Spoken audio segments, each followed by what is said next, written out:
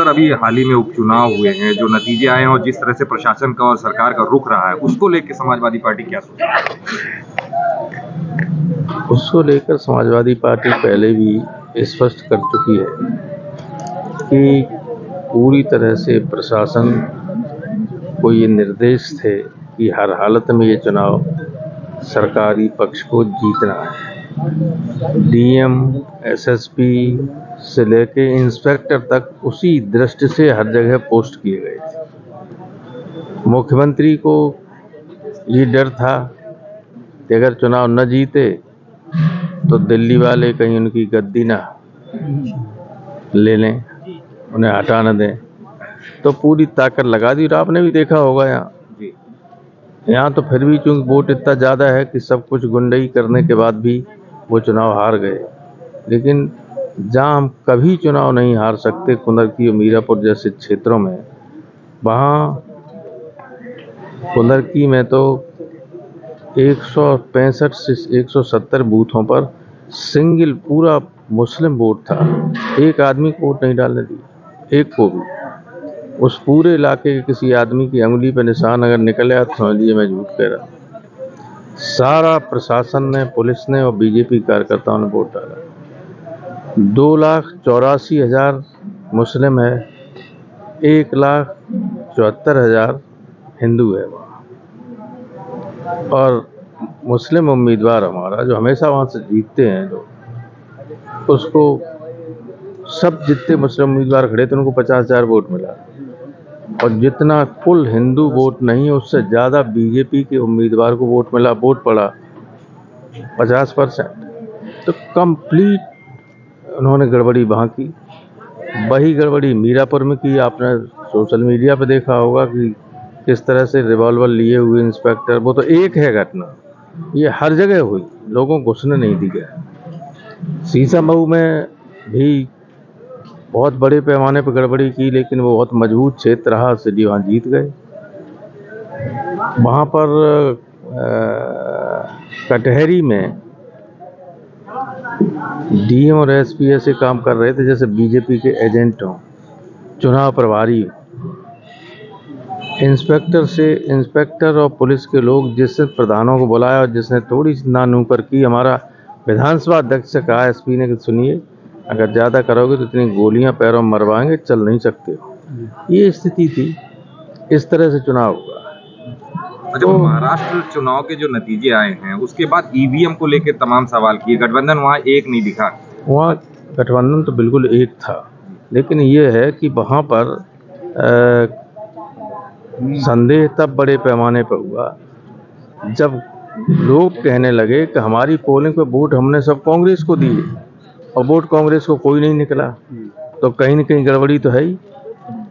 और आजकल टेक्नोलॉजी इतनी फास्ट हो गई है कि जब वो राज्यों के, जब अमेरिका का राष्ट्रपति ये कह सकता था, वो जब पहले ट्रंप हारे थे, कि पुतिन ने हमारा चुनाव हरवा दिया रूस के, उसने अपनी टेक्नोलॉजी से इधर उधर करके, तो ये तो बहुत मामूली चीज़ है। आप लोग जानते हैं, आपके फ़ोन में डिसअपीयरिंग मैसेज होते हैं, आप कर दो 10 मिनट में ख़त्म हो जाएगा, 10 मिनट में ख़त्म हो जाएगा, 2 दिन में ख़त्म हो जाएगा, 2 दिन में। सॉफ्टवेयर में चाहे जैसा परिवर्तन कर सकते हैं। अच्छा प्रोफेसर साहब, ममता बनर्जी का कहना है कि इंडिया गठबंधन का उनको प्रमुख बना देना चाहिए और वो मुख्यमंत्री के साथ साथ गठबंधन का नेतृत्व भी कर सकती है। क्या ऐसे में राहुल गांधी को हटा के ममता बनर्जी के ऊपर दांव खेलने का गठबंधन जहमत उठाएगा? नहीं, राहुल गांधी तो अब भी इंडिया गठबंधन के नेता नहीं जी, तो ममता बनर्जी के बयान को किस तरह से देखते हैं? ममता बनर्जी ये कोई भी कह सकता है कि अच्छा, सब राजनीति में कोई साधु संत तो बन के आते नहीं, सब पद चाहते हैं और वो ये देख रहे हैं। संभवतः उन्होंने इसलिए कहा होगा कि चाहे लोकसभा का चुनाव हो चाहे विधानसभा के चुनाव हो, कांग्रेस ने कहीं अच्छा परफॉर्म कर नहीं पाया कहीं भी। अगर लोकसभा के चुनाव में इनकी सरकार है, हिमाचल प्रदेश में 4 की 4 सीटें हार गई, इनकी सरकार तेलंगाना और कर्नाटक में है, वहाँ भी आधी सीटें हार गए। अगर वहाँ भी ठीक परफॉर्मेंस हो जाता और मध्य प्रदेश में, छत्तीसगढ़ में 1 सीट नहीं जीते, तो आज मोदी प्रधानमंत्री होते ही नहीं। तो संभवतः ये लोगों में चर्चा रहती है कि हो सकता है कि नेतृत्व में परिवर्तन किया जाए, लेकिन मैं इसमें पचड़े में पड़ता नहीं हूँ। इंडिया गठबंधन है, ठीक है और रहना चाहिए।